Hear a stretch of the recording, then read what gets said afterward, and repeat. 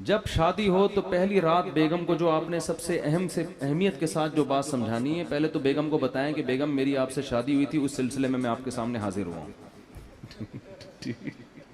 तो एक बात करके बस बयान खत्म करता हूं कि देखो, बच्चों को ना घर में चीखने चिल्लाने ना दो। एक उनको ड्रेस सही पहनाओ प्रॉपर, और एक उनको चीखने चिल्लाने। और इसके लिए जरूरी है जब खुद भी आवाज हल्की हो आपकी, इससे बहुत माहौल खराब होता है। घर में माहौल ये बनाओ जब शादी हो ना उसी वक्त से। अब तो जिनके बच्चे बड़े हो गए अब वो बहुत मुश्किल है। जब शादी हो तो पहली रात बेगम को जो आपने सबसे अहम से अहमियत के साथ जो बात समझानी है, पहले तो बेगम को बताएं कि बेगम मेरी आपसे शादी हुई थी, उस सिलसिले में मैं आपके सामने हाजिर हुआ हूं। जरा तमीज से ना, लखनऊ वालों की तरह एकदम नसीहतें नहीं शुरू करते। वो कहेगी यार अभी आगे बैठा है, कोई मोहब्बत की बातें करो, आते ही एकदम चिल्ले 4 महीने की बातें शुरू कर दी इसने, नसीहत शुरू कर दी। तो आप पहले यूं शुरू करें कि मेरी आपसे शादी हुई थी, उस सिलसिले में मैं हाजिर हुआ। फिर उसको आप शुरू में ही समझा दें कि देखो हमारे घर का माहौल है, वैसे होगा तो नहीं लेकिन चलो फर्ज कर लो है। ठीक है ना। उसको ये बताएं कि देखो हम जब भी बात करेंगे ना आपस में, हमारा वॉल्यूम क्या होगा, 25 तक बस बर्दाश्त करेंगे हम, ठीक है। 25 से ऊपर किसी का भी वॉल्यूम हुआ तो वो जुर्माना देगा। सही है। अपने बारे में भी 50 भी बहुत है, 100 तो अभी तो डायरेक्ट 100 पे होता है जाके ना, घुमा देते हैं। ये चीखो पुकार अल्लाह को पसंद नहीं है। वग़ज़ुज़ मिन सौतिक, कुरान कह रहा है अपनी आवाज़ों को पस करो। मैं भी ये नसीहत इसलिए कर रहा हूँ कि अल्लाह मुझे भी तौफीक दे। ये मतलब नहीं है कि मेरा वॉल्यूम बहुत ही धीमा धीमा और बड़ी तमीज़ से, तो घर में सब कुछ चल रहा होता है, लेकिन तकरार करने से फ़ायदा ये होता है कि अल्लाह तौफीक दे दे। सीखने वाले हैं ना हम सब।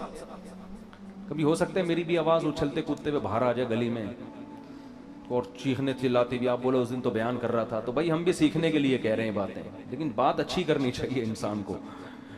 तो पहली दिन उसको बता दें कि हमारा जो वॉल्यूम है ना वो हमेशा 25 से नीचे नीचे रहेगा, 25 से ऊपर नहीं। जितना अब 100 किसे कहते हैं, पूरा गला फाड़ के जो बात करो ना, ये तो 100 है।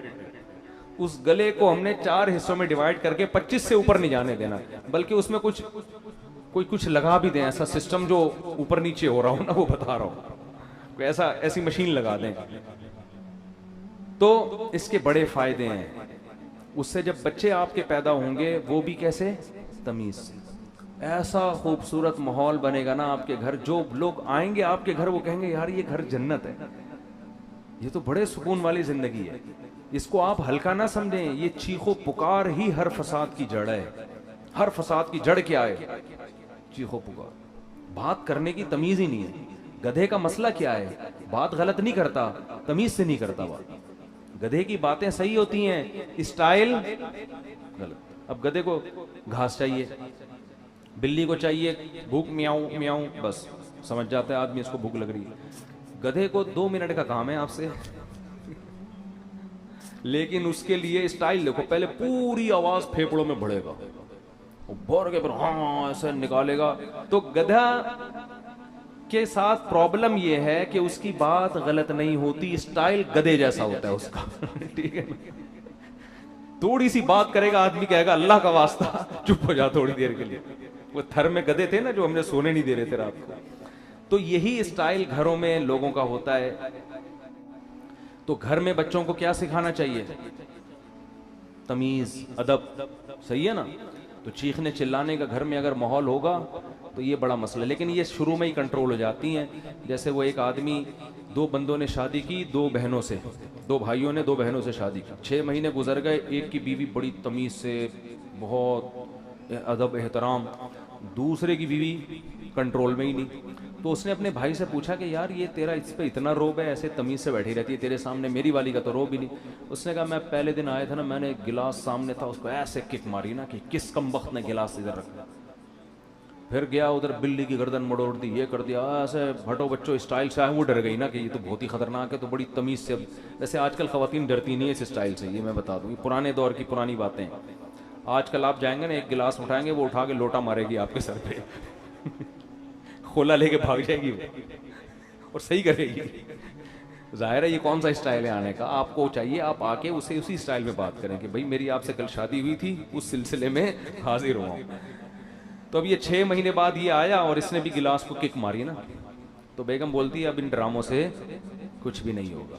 तो ये शुरू में अगर कंट्रोल हो जाए मामला तो ठीक है, बाद में तो सब चीखना चिल्लाना, फिर तो फोड़ो, सही है ना, वो चीखे आप भी चीखो, वो दरवाज़ा थोड़ा सा बंद करे आप उठा के खोलो और स्पीड से बंद करो। हमारे हजरत ने एक वाकया सुनाया, इस तरह तलाक हुई है, शौहर घर में आया थका हुआ, तो बेगम इंतजार कर रही थी, कहीं लेट हो गया था ये, उसको गुस्से में बैठी हुई थी बेगम। तो जब ये आया है ना कमरे में, तो इसने दरवाजा धाड़ करके बंद किया ना, बेगम का मूड ऑफ था तो इसने को गुस्सा आया, इसने दरवाजा धाड़ करके बंद किया। बेगम ने कहा मुझे तपाने के लिए इतनी जोर से दरवाजा बंद किया, दोबारा और तेज बंद करो। ये भी बस सींग नहीं थे इनके, हरकतें तो वही बैल वाली। तो पुराना वाकया है, उनको नहीं पता चलेगा। इन्होंने क्या किया, खोला फुल स्पीड के साथ धाड़ करके और जोर से, फिर लड़ाई शुरू और तलाक तक नौबत आई है। किस बात पे कि जी दरवाजा जोर से, इस पे उनके दरमियान तलाक हो गई। तो ये है इंसान जब गुस्से में बेकाबू हो जाता है, और अब भाई उसने अगर बोल दिया था जोर से बंद करो तो कुछ और बोल देते ऐसे मौके पे, बोले बेगम ये मुनासिब नहीं है, मैं शादी हुई थी इस सिलसिले में हाजिर हुआ हूं और आप क्या कह रही हो तो मामला तलाक तक कम से कम ना पहुंचता। अल्लाह ताला समझने की अमल की तौफीक